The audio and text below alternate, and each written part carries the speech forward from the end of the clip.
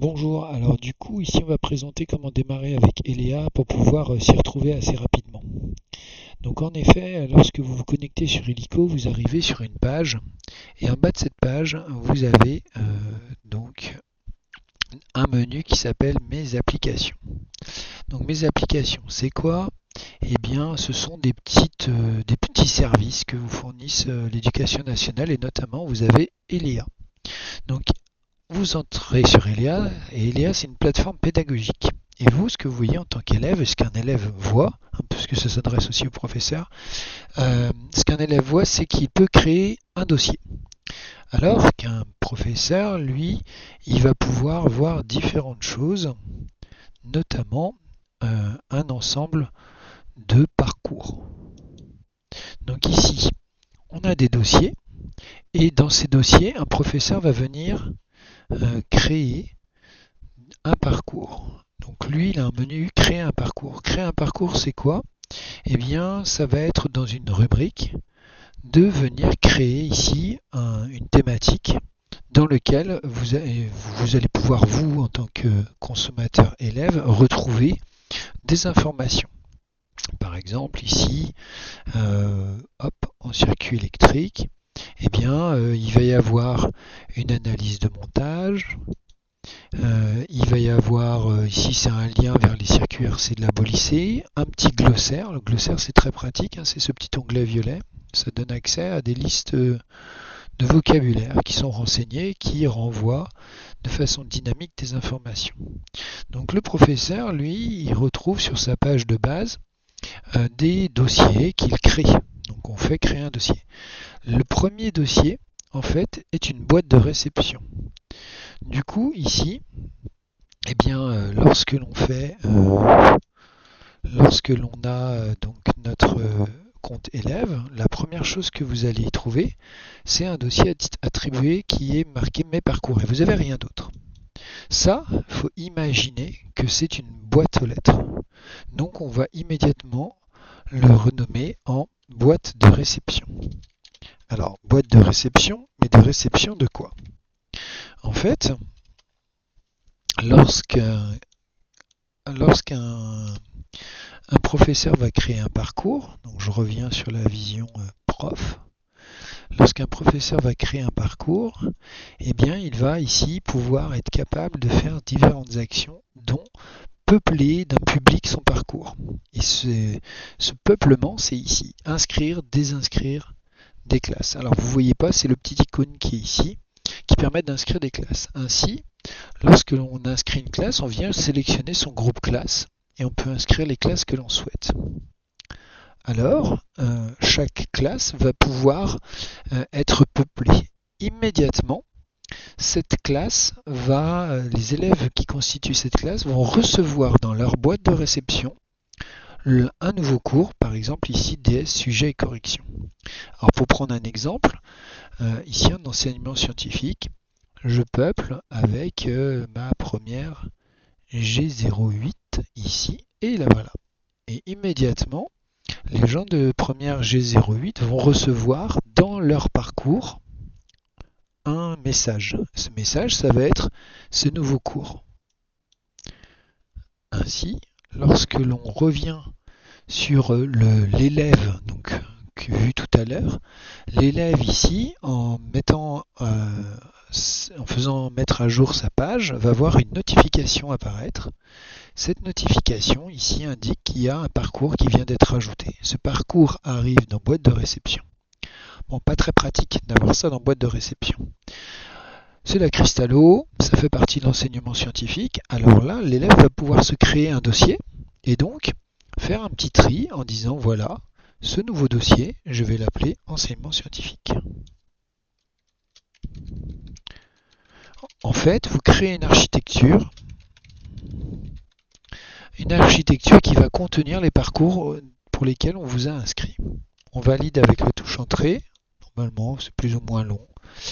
Et ensuite, ici, on va pouvoir déplacer cet enseignement dans le parcours. Donc pour ça, on ouvre le parcours, on clique ici et on le déplace. Ainsi, il a quitté la boîte de réception et il est arrivé dans l'endroit où je veux ranger mes affaires. Avantage, je sais où sont mes cours. Ainsi, des professeurs peuvent envoyer des chapitres qui vont arriver ici et charge à l'élève de créer des dossiers qui seront par exemple des matières et d'y mettre des informations telles que par exemple en mathématiques le cours de maths, mais aussi le midi des maths où vous pouvez vous inscrire dans notre établissement. Là, vous allez avoir du coup la possibilité de ranger vos affaires. Et le but, c'est de libérer la boîte de réception pour n'avoir dans la boîte de réception que les choses qui viennent enrichir, qui arrivent, les parcours qui vous intéressent. Après, vous créez des nouveaux dossiers, vous structurez, vous pouvez évidemment mettre plusieurs chapitres dans le même dossier. Donc là, on a un chapitre cristallo, plus tard, on aura autre chose et crac, on rajoutera les affaires. Alors ça, il faut aussi avoir conscience que cette organisation-là va être comme ça du côté élève, c'est-à-dire que le professeur, lui, il a sa petite boîte de travail. Le logiciel ELEA va envoyer, quand on aura choisi d'affecter un cours et de le rendre visible, va envoyer le cours vers l'élève. L'élève va pouvoir le replacer ailleurs. Ça veut dire qu'on est libre de faire notre petite sauce d'organisation, qu'on soit professeur ou élève. Et du coup, après, moi, je vous encourage à aller voir ce qu'il y a. Alors, on va regarder un petit peu ce que j'ai mis en cristallo. Pas de panique, j'ai rien mis. Donc ici, qu'est-ce qu'on trouve? Eh bien, un petit glossaire. Ça, c'est parce que moi, j'adore le glossaire. Un glossaire, c'est quoi? Eh bien, c'est une liste de définitions de cours. Mais l'avantage d'un glossaire, et là, c'est pour les professeurs, c'est qu'on va pouvoir les lier.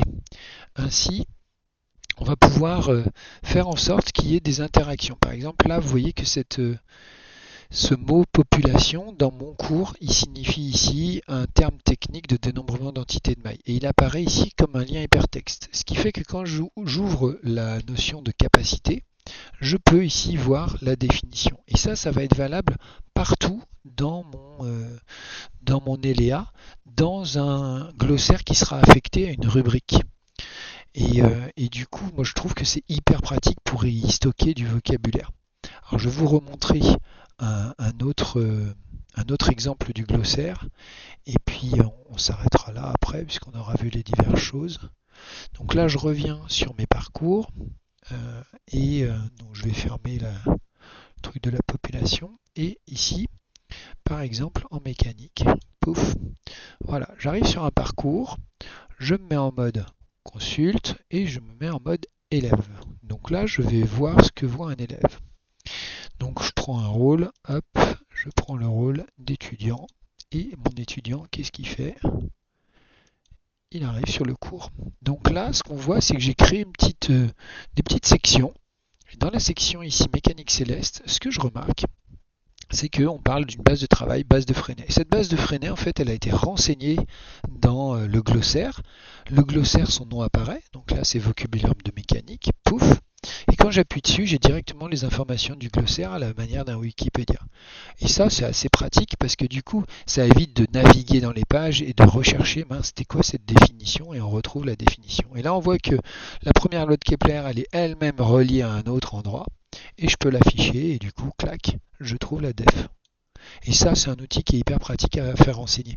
Alors, on peut le renseigner nous-mêmes en tant que prof, mais on peut aussi donner des droits en écriture à des élèves pour qu'ils renseignent, par exemple, ces mots de vocabulaire et enrichissent le glossaire.